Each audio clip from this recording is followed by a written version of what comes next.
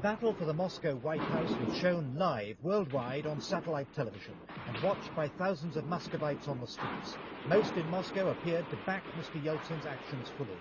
World leaders watched the television pictures, unable to help except with words of support. I don't believe over the last day or so that President Yeltsin had any choice but to act as he did, and I very much admire his restraint over recent months. There should be no doubt that he has our total and unequivocal support for the action that he's taken. The armoured vehicles that drove into Moscow early this morning came from two Guards divisions which had stood firmly against the instigators of the attempted coup 2 years ago. The tanks that we're seeing on the streets are the T-80 main battle tanks. That's the latest in the Soviet armoury. They've got armour-piercing rounds, as we can see here. And I think these have probably been used to actually blast through the concrete of the White House. The army had clearly not expected to be called in last night. Tanks arrived in Moscow without ammunition, which had to be brought to them on trucks. West of central Moscow, the Russian parliament was recaptured by special forces infiltrating through the tunnels which link most of Moscow's public buildings. Tank shells fired into the upper floors were intended to terrorize those inside and hasten a surrender. With flames above and commandos below, the parliament's defenders were trapped. It's a dark building even with light. There are a few windows in the middle of the building. There's a courtyard inside. It would have been difficult fighting floor by floor, room by room and corridor by corridor. Two Italian journalists were inside the building during the attack. We didn't see pile of bodies, but certainly there have been a lot of casualties. We met him. Rutskoy was wearing fatigue and tennis shoes with a Kalashnikov, and Kazbulatov was wearing a raincoat. He had death written on his face. He was very pale. The rebels, led by Alexander Rutskoy and Ruslan Hasbulatov, these are recent pictures, were a ragbag of communists and nationalists united in hatred of Boris Yeltsin, but with little political coherence.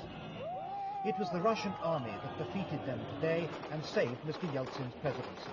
What price they'll extract from him for that service we don't yet know. He's still president, but his hold on power must certainly be weaker than it was.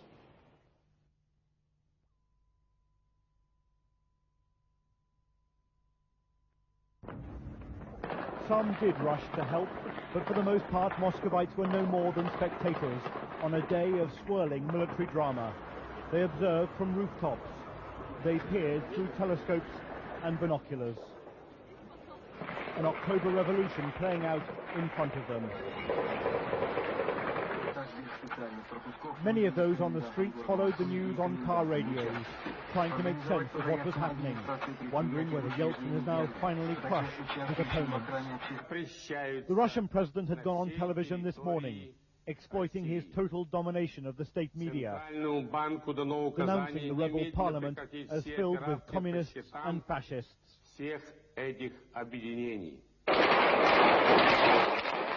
His rivals also believed control of the airwaves was vital, and it must have been behind their dramatic effort last night to capture the TV station.